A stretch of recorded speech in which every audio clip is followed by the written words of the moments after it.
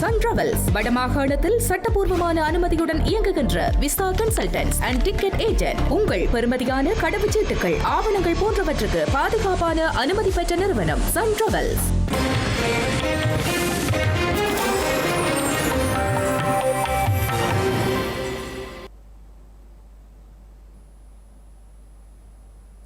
வணக்கம். இது ஐபிசி தமிழின் பிரதான செய்திகள். முதலில் தலைப்புச் செய்திகள். சுரேசலையின் தடுப்பு காவலை நீடிக்க வேண்டாம், ஜனாதிபதிக்கு தாயார் கடிதம். செம்மணி அகழ்வு பணிகளுக்கு 5 கோடி ரூபாய் செலவு, மரபணு சோதனைகளை விரைவுபடுத்த திட்டம். பதுளையில் காணாமல் போன சிறப்பு வைத்தியர் சடலமாக மீட்பு, பாறையில் கண்டெடுக்கப்பட்ட சடலம். பரந்தூர் விமான நிலைய திட்டம் கைவிடப்படும், முதல்வர் விஜய் அறிவிப்பு. ஈரான் மீது இன்று விதிக்கப்படும் பொருளாதார தடை, பதிலுக்கு எச்சரிக்கை விடுத்த ஈரான். இனி தொடர்பான விரிவான செய்திகள். அரசு புலனாய்வு சேவையின் முன்னாள் பணிப்பாளரும் ஓய்வு பெற்ற மேஜர் ஜெனரலுமான சுரேசலிவின் தடுப்பு காவலை மேலும் நீடிக்க வேண்டாம் என கோரி அவரது தாயார் ஜனாதிபதி அனுருகுமார் திசாநாயக்கவிற்கு கடிதம் ஒன்றை அனுப்பி வைத்துள்ளார். இறுதியாக தனது மகன் சுதந்திரமாக சட்டத்தின் முன் முகம் கொடுப்பதற்கான சந்தர்ப்பத்தை வழங்குமாறும் அவர் ஜனாதிபதியிடம் கோரிக்கை விடுத்துள்ளார். சுரேசலவுக்கு எதிரான தடுப்பு காவல் உத்தரவை நீடிக்க வேண்டாம் என அவரது மனைவி நேற்று முன்தினம் ஜனாதிபதி அனுருகுமார் திசாநாயக்கவிற்கு கடிதம் ஒன்றை அனுப்பியுள்ளமையும் குறிப்பிடத்தக்கது. அரசு புலனாய்வு சேவையின் முன்னாள் பணிப்பாளரும் ஓய்வு பெற்ற மேஜர் ஜெனரலுமான சுரேசலிவின் தாயார் ஸ்ரீலங்கா ஜனாதிபதிக்கு கடிதம் ஒன்றை அனுப்பியுள்ளார். அதில் தனது மகன் 37 வருடங்களாக இலங்கை இராணுவத்தில் சேவையாற்றி நாட்டுக்காக தனது இளமை காலத்தையும் குடும்பத்துடன் கழிக்கக்கூடிய பெருமதியான வருடங்களையும் தியாகம் செய்துள்ளார் என அவரது தாயார் குறிப்பிட்டுள்ளார். வயதான தாயாக தனது மகன் தடுப்பு காவல் உத்தரவின் கீழ் இருப்பதை காண்பது மிகுந்த வேதனையளிப்பதாகவும் அவர் குறிப்பிட்டுள்ளார். எவ்வாறாயினும் எந்தவொரு விசாரணைக்கும் நிறுத்துமாறு தான் கோரவில்லை எனவும், குற்றச்சாட்டுகள் இருப்பின் அவற்றை பரிசீலித்து சாட்சிகள் இருப்பின் அவற்றை விசாரித்து உண்மையை கண்டறியுமாறும் அவர் கோரியுள்ளார். விசாரணைகள் நடைபெறும் அதேவேளை தனது மகனின் தடுப்பு காவலை மேலும் நீடிக்க வேண்டாம் என ஒரு தாயாக கருணையுடன் கேட்டுக்கொள்வதாகவும் அவர் குறிப்பிட்டுள்ளார். அனைத்து விசாரணைகளும் சாட்சிகளின் அடிப்படையில் இடம்பெற வேண்டும் எனவும், தடுப்பு காவலானது சாட்சிகளுக்கு மாற்றீடாக அமையக்கூடாது எனவும் அவர் தனது கடிதத்தில் வலியுறுத்தியுள்ளார். அத்துடன் தனக்கு ஜனாதிபதியை சந்திப்பதற்கான சந்தர்ப்பத்தை வழங்குமாறு கோரியுள்ள சுரேசலையின் தாயார் தான் விசேட சலுகைகளை எதிர்பார்க்கவில்லை எனவும், நீதி, மனிதநேயம் மற்றும் நியாயமான ஒரு சந்தர்ப்பத்தையே எதிர்பார்ப்பதாகவும் தெரிவித்துள்ளார். திட்டமிட்டு குற்றவாளியான பெக்கோசமன் என்பவரின் தாய் சுட்டுக் கொல்லப்பட்ட சம்பவம் தொடர்பில் மற்றொரு சந்தேக நபரை காவல்துறையினர் கைது செய்துள்ளனர். குறித்த கொலை தொடர்பில் தடுத்து வைக்கப்பட்டு விசாரணைக்கு உட்படுத்தப்பட்டு சந்தேக நபர் ஒருவர் வழங்கிய தகவலின் அடிப்படையிலேயே குறித்த சந்தேக நபர் கைது செய்யப்பட்டுள்ளார்.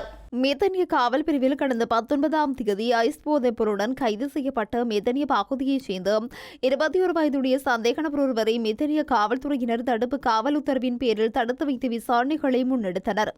இதன்போது கடந்த 12ஆம் தேதி மெதனிய காவல் பிரிவில் வைத்து பெக்கோசமன் என்பவரின் தாய் சுட்டுக் கொல்லப்பட்ட சம்பவத்திற்கு குறித்த சந்தேக நபர் ஒத்தாசை புரிந்துள்ளமை தெரிய வந்துள்ளது. இதற்கமைவாக தடுப்பு காவல் உத்தரவின் பேரில் தடுத்து வைக்கப்பட்டிருந்த குறித்த சந்தேக நபரை நேற்று வலஸ்முல நீதவான் முன்னிலையில் முன்னிலைப்படுத்திய பின்னர் அவரை எதிர்வரும் 2ஆம் தேதி வரை விளக்க மறியலில் வைக்க நீதவான் உத்தரவிட்டுள்ளார். சந்தேக நபரிடமிருந்து பெறப்பட்ட தகவலின் அடிப்படையில் குறித்த கொலைக்கு உதவி புரிந்த மற்றும் சந்தேக நபர் நேற்றைய தினம் தங்களை குற்றப்பிரிவு அதிகாரிகளால் கைது செய்யப்பட்டுள்ளார். அங்கு கைது செய்யப்பட்ட சந்தேக நபரை மெதனிய காவல்துறையினரிடம் ஒப்படைக்க நடவடிக்கை எடுக்கப்பட்டுள்ளது. இவ்வாறு கைது செய்யப்பட்டவர் மெதனிய பகுதியைச் சேர்ந்த 24 வயதுடையவர் என தெரிய வந்துள்ளது.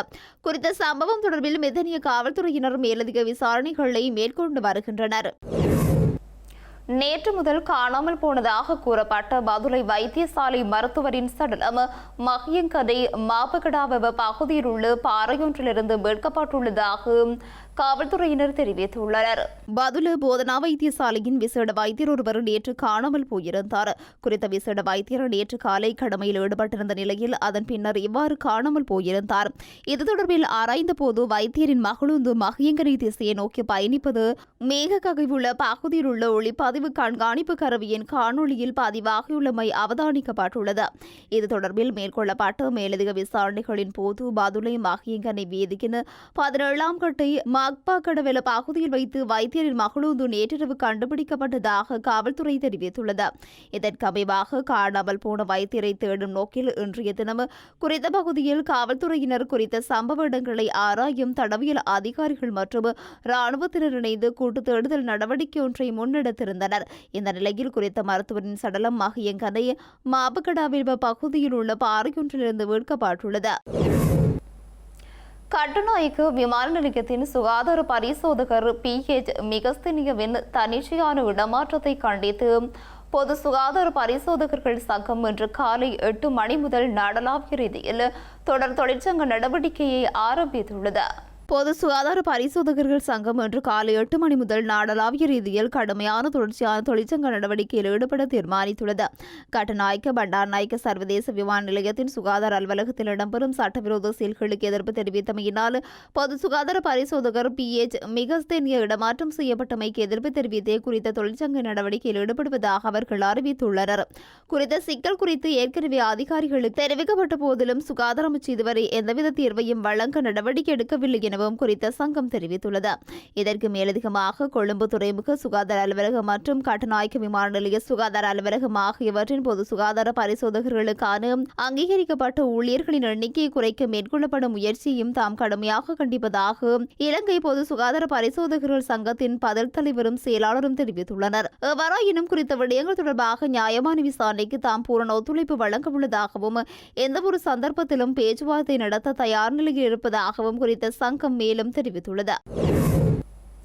இலங்கையில் நிலவும் வறட்சியான காலநிலை காரணமாக 81,000க்கும் அதிகமான மக்கள் குடிநீர் பிரச்சனையை எதிர்நோக்கி வருவதாக ஸ்ரீலங்கா அனர்த்த முகாமைத்துவ மத்திய நிலையம் தெரிவித்துள்ளது. இலங்கையில் எல்னினோ தாக்கம் காரணமாக நாட்டின் பல பகுதிகளிலும் கடுமையான வெப்பநிலை நீடித்து வருகிறது. இந்த நிலையில் வறட்சியான காலநிலையினால் மொனராகலை மாவட்டம் அதிகளவில் பாதிக்கப்பட்டுள்ளது. அந்த மாவட்டத்தில் 33,023 பேர் குடிநீர் தட்டுப்பாட்டை எதிர்நோக்கியுள்ளனர். மேலும் மட்டக்களப்பு மாவட்டத்தில் 28,523 பேரும், அம்பாறை மாவட்டத்தில் 8,783 பேரும் மற்றும் மதுரை மாவட்டத்தில் 7,876 பேருமான 81,865 பேர் இந்த குடிநீர் பிரச்சனையை எதிர்நோக்கி வருவதாக அனர்த்த முகாமைத்துவ மத்திய நிலையம் தெரிவித்துள்ளது. பாதிக்கப்பட்ட பகுதிகளில் உள்ள மக்களுக்கு நீர்த்தாங்கிகள் மூலம் நீர் விநியோகிக்கப்படுவதாக அனர்த்த முகாமைத்துவ மத்திய நிலையம் தெரிவித்துள்ளது. யாழ்ப்பாணம் செம்மணி மனித புதைகுழியில் 3 கட்டங்களாக முன்னெடுக்கப்பட்ட அகழ்வு பணிகளுக்கு இதுவரை 5 கோடி ரூபாவிற்கும் அதிகமான நிதி செலவிடப்பட்டுள்ளதாக காணாமல் போனோர் பற்றிய அலுவலகத்தின் தலைவர் ஓய்வு பெற்ற நீதிபதி மகேஷ் கட்டுலந்து தெரிவித்துள்ளார்.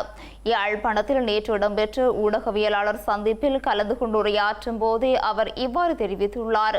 யாழ்ப்பாணம் செம்மணி மனித புதைகுழி 110 நாட்களாக முன்னெடுக்கப்பட்ட 3ஆம் கட்ட அகழ்வு பணிகளின் போது இதுவரை 584 மனித எண்புக்கூடுகள் அகழ்ந்தெடுக்கப்பட்டுள்ளன. இந்த நிலையில் செம்மணியின் 3ஆம் கட்ட அகழ்வு பணிகளுக்கு 5,79,68,000 ரூபாய் செலவிடப்பட்டுள்ளதாக காணாமல் போனோர் பற்றிய அலுவலகத்தின் தலைவர் ஓய்வு பெற்ற நீதிபதி மகேஷ் கட்டுலந்த தெரிவித்துள்ளார். மீட்கப்பட்ட மனித எச்சங்களுடன் தொடர்புடையவர்களை அடையாளம் காணும் நோக்கில் அவர்களது உறவினர்களிடமிருந்து இரத்த மாதிரிகளை சேகரித்து மரபணு பரிசோதனைகளை மேற்கொள்ளும் நடவடிக்கைகளை விரைவுபடுத்துவதற்கு விசேட கவனம் செலுத்தப்பட்டுள்ளதாகவும் மகேஷ் கட்டுலந்த தெரிவித்துள்ளார்.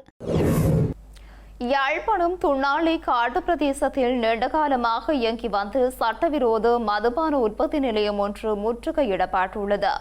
இதன்போது 2 நெல்லியடி காவல்துறையினரால் கைது செய்யப்பட்டுள்ளனர்.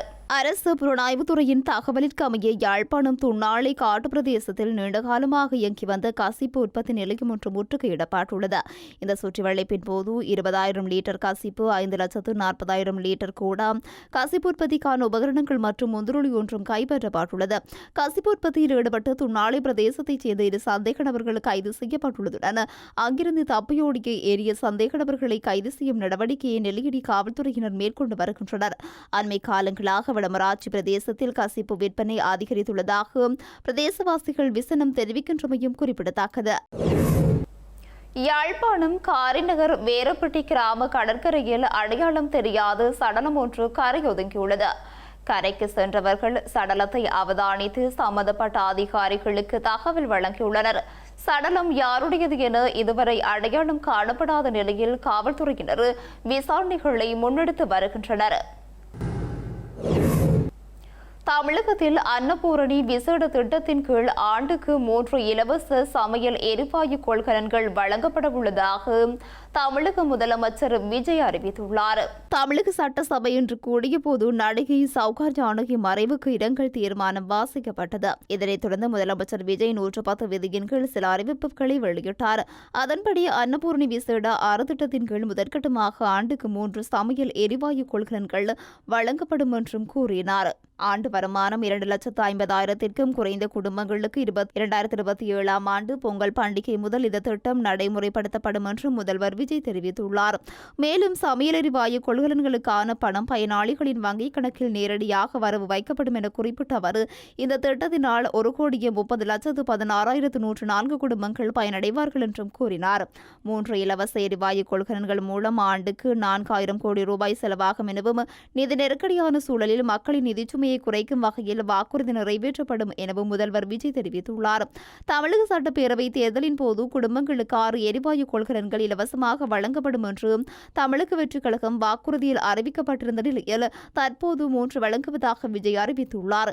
மேலும் மகளிருக்கான கட்டணமில்லாத பயண திட்டத்தை விரைவுபடுத்தும் வகையிலான வெற்றி பயண திட்டம் அக்டோபர் 2ஆம் தேதி முதல் தமிழ்நாட்டில் செயற்படுத்தப்படும் என்றும் விஜய் இன்று சட்டப்பேரவையில் அறிவித்தார்.